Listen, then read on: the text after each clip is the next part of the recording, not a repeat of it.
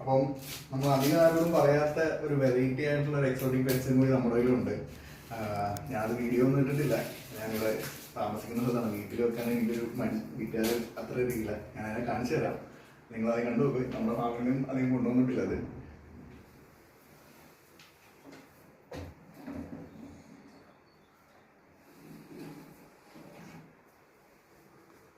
നിങ്ങൾ box setup കാണുമ്പോൾ almost എല്ലാവർക്കും ഒരുവിധപ്പെട്ട ആൾക്കാർക്ക് മനസ്സിലാവും.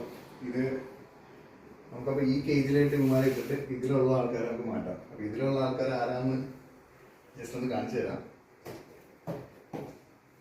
ഈ ബോക്സ് സെറ്റപ്പ് കണ്ടു കഴിയുമ്പം നിങ്ങൾക്ക് ഏകദേശം ഒരു ഐഡിയ കിട്ടുന്നുണ്ടെന്ന് എനിക്ക് തോന്നുന്നു. പതുക്കെ പതുക്കെ ഓരോന്നായിട്ട് നമ്മളിത് എഗ്ഗിൻ്റെ കാർട്ടൺസാണ് വെച്ച് കൊടുത്തിരിക്കുന്നത്.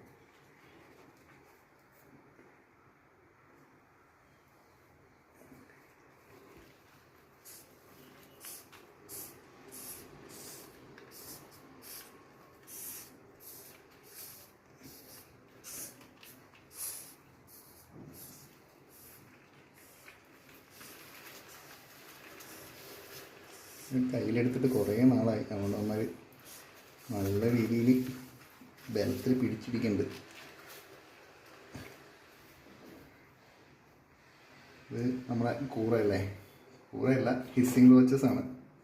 ഏകദേശം ഈ ഒരു സൈസ് വരും. ഇതിപ്പോൾ ഷെഡിങ് കഴിഞ്ഞിട്ട് വന്ന ഹിസ്സിംഗ് റോച്ചസ് ആണ്. അധികം അങ്ങനെ വളർത്തുന്ന ഒരു ടൈപ്പല്ല. പക്ഷേ ഇതിന് തന്നെ കുറേ വെറൈറ്റീസ് ഉണ്ട്. ലൂമിനോസ് പ്ലസ് എന്നൊക്കെ പറഞ്ഞിട്ട്. അപ്പോൾ ഇവരെ നമ്മൾ വളർത്തുന്നുണ്ട് ഇവിടെ. അപ്പോൾ ഇവരുടെ പതുക്കെ ഒരു കേജ് മാറ്റിയിട്ട് ഹെഡ് ജോയിനെ നമുക്ക് ആഡ് ചെയ്യാനുള്ള പരിപാടിയാണ്. ഇന്ത്യയിലിപ്പോൾ ഒരു 2 പേരാണുള്ളത്. ഇതിന് ബ്രീഡായി വരുവാണെന്നുണ്ടെങ്കിൽ ഇച്ചിരി കൂടി വലുതാക്കണമെന്നുണ്ട്. കാരണം ഇത് നല്ല പ്രോട്ടീൻ കണ്ടൻ്റ് ആയിട്ടുള്ള ഫുഡ് ആയിട്ടുള്ളതാണ്. ഫീഡിങ്ങിനും എല്ലാം യൂസ് ചെയ്യാനാണ്. അപ്പം ബ്രീഡിങ് കേജ് സെറ്റ് ചെയ്യാനുള്ള രീതിയിലാണ് ഞാനിവിടെ ചെയ്യുന്നത്.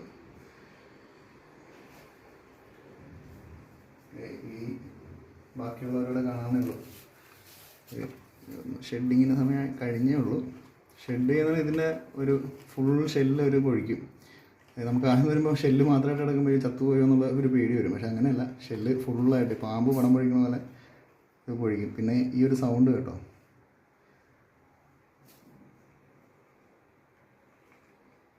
ഒരു നല്ലൊരു സൗണ്ട് ഉണ്ട്. അതാണ് ഹിസ്സിംഗ് റോച്ചസ് എന്ന് തന്നെ വിളിക്കുന്നത് തന്നെ.